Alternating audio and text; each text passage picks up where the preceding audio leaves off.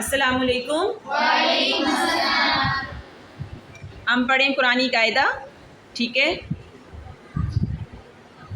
नून साकिन और तनवीन के कवायद पढ़ें, जिनमें से हमने दो पढ़ ली हैं, इजहार और ऐसे ही है। आज हम पढ़ेंगे इकलाब। सबक निकालें।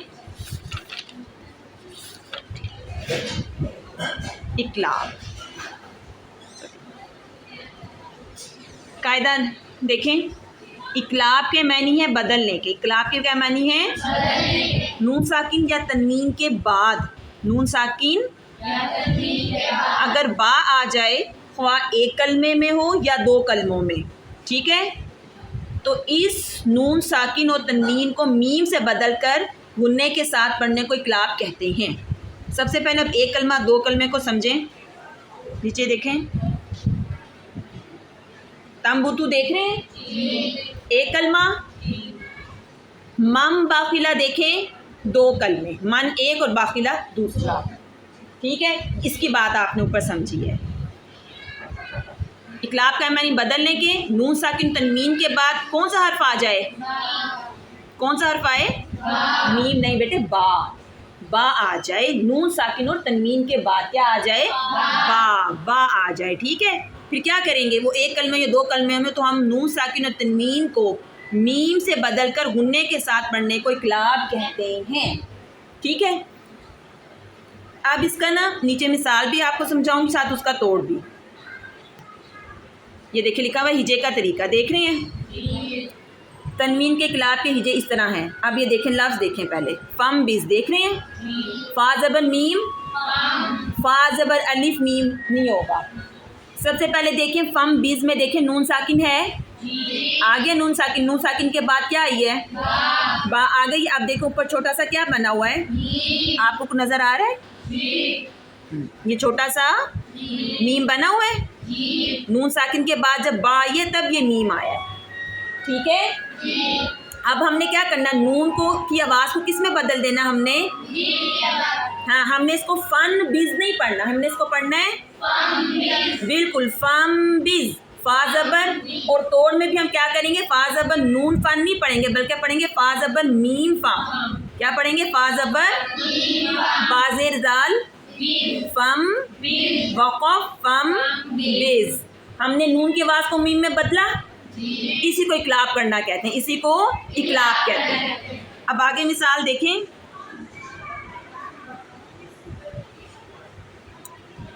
सीन ज़बर सा, मीम जे यामी, समी आइन दो पेश मीम उम। देखें छोटा सा मीम है, नज़र आ रहा है? क्लोज करें मेरे से। ये देखें छोटा सा मीम है। तनवीन के बाद क्या आ गई है? बा। नून साकिन और तनवीन की बात कर रहे हैं ना। पहले हमने नून साकिन की मिसाल पढ़ी, अब हमने तनवीन के पढ़े हैं। तनवीन के बाद क्या आ गई? बा आ गई। जब बा आ गई तो हमने तनवीन की आवाज़ को किस में बदल देना है? ये ऊपर छोटा सा मीम लगा हुआ है, तोड़ में भी आप इसको पढ़ेंगे। सीन ज़बर सा, मीम जे यामी, समी आइन दो पेश मीम समी बसीरुन, ठीक है। अब आप इसको मिला के कैसे पढ़ेंगे? आप इसे समी नून की आवाज़ नहीं निकालेंगे, बल्कि किसकी आवाज़ निकालेंगे? मीम की। कायदे के मुताबिक इसे कहते हैं इकलाब करने। से क्या कहते हैं? इकलाब करना, ठीक है।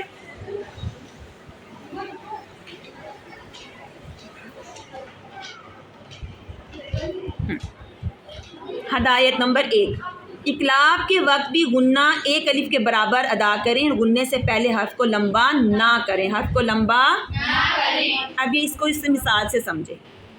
तम बूतू देखें, ता ज़बर मीम तम, बापेशबू तापेशबू तम बूतू। ये मीम क्यों लगी? कि नून साकिन है सेंटर में, नून साकिन के बाद बा आ गई थी, इसलिए हमने इसको मीम में बदल दिया। अब इसको पढ़ेंगे तम बूतू, ठीक है, और गुन्ना भी करेंगे एक अलिफ के बराबर, और पहले लफ्ज़ ता को नहीं खींचेंगे। आप इसको ऐसे नहीं पढ़ेंगे ताम बूतू, यही उन्होंने कहा है हदायत में, ये समझा ना आपने? फिर इकलाब के वक्त भी गुन्ना एक अलिफ के बराबर गुन्ना करेंगे, और गुन्ने से पहले हर्फ को लंबा नहीं करेंगे। अब मुझे बताएं, गुन्ने से पहले वाला हर्फ कौन सा? ता है ना, तो हम इसको लंबा नहीं करेंगे, ताम बूतू नहीं पढ़ेंगे, बल्कि पढ़ेंगे तम बूतू। अब जो तम मैं नाक में आवाज़ लेके जा रही हूँ ना, ये जो मैं आवाज़ को गुनगुना बना रही हूँ, इसे कहते हैं गुन्ना करना। इसको क्या कहते हैं? गुन्ना करना। ठीक है, और ये एक अलिफ के बराबर होगा जितना मैं आपको समझा रही हूँ। तंबुतु, अम्बतत, आपको हिला के नहीं पढ़ना, अम्बतत, अम्बतत ऐसे नहीं पढ़ना, अम्बतत, सुम्बुलातिन। ठीक है, हदायत नंबर 2।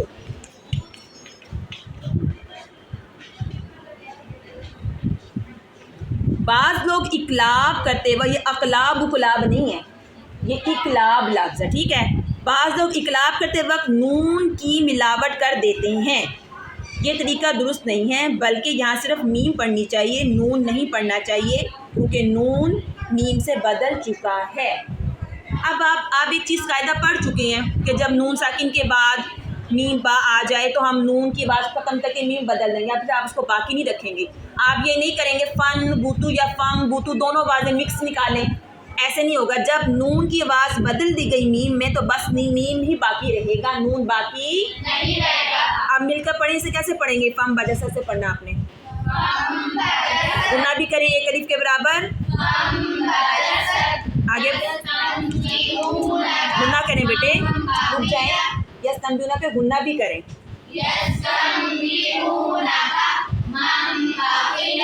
बाक़ीला, हाँ मोटी होती है ना बेशक, उस पर कोई भी हरकत आ जाए वो मोटी ही रहेगी।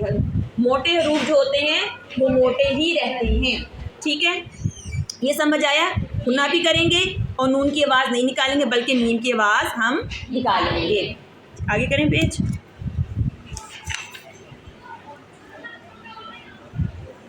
अब हम पढ़ते हैं, हमने नून साकिन की मिसाल पढ़ ली है। पहले देखें, नून साकिन के बाद बा आ गई, उसके बाद हमने इसको नून को किस में बदल दिया? मीम में। मीम बक़लिहा, हा, मीम बाज़िन, ये नून साकिन की मिसाल है। ठीक है, अब हम पढ़ेंगे तनवीन की मिसाल। किसकी पढ़ेंगे? तनवीन की मिसाल।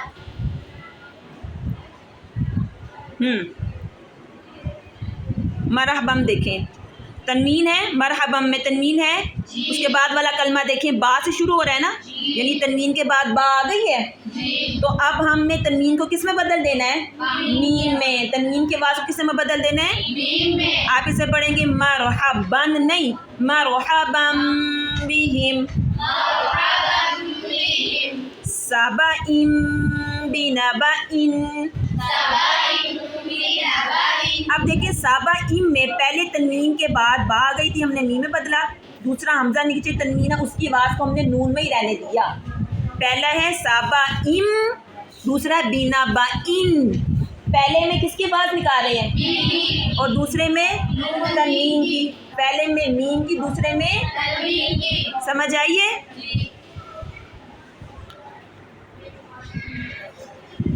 अब मिलकर पढ़ें, साबा इम बिना बा इन, ज़ौजिम बहीजिन। इसको मैंने जिम पढ़ा मीम की वजह से, और इसको मैंने जिन पढ़ा तनवीन। इसमें हमने तनवीन की आवाज़ निकाली, इसमें हमने इकलाब किया तनवीन का। मिसाल से समझ आया? अब हदायत नंबर हम 3 पढ़ते हैं। नून साकिन और तनवीन पर इकलाब सिर्फ वसल की सूरत में होगा, वक़फ़ की सूरत में इन पर इकलाब नहीं होगा। यानी नून साकिन तनवीन पर अगर हम मिला कर पढ़े हैं ना, तो हम इसको मिसाल से समझेंगे तो हम उस पर इकलाब करेंगे, लेकिन जब हम इस पर वक़फ़ करेंगे तो फिर इकलाब नहीं करेंगे। अब ये मिसाल से समझें, बसीरुम बिल इबाद है। अब जब हम इन दोनों कलमों को इकट्ठा पढ़ेंगे ना, तब हम इकलाब करेंगे। सुन रहे हैं सब? अब मैं आपको पढ़ के बताती हूँ। बसीरुम बिल इबादी,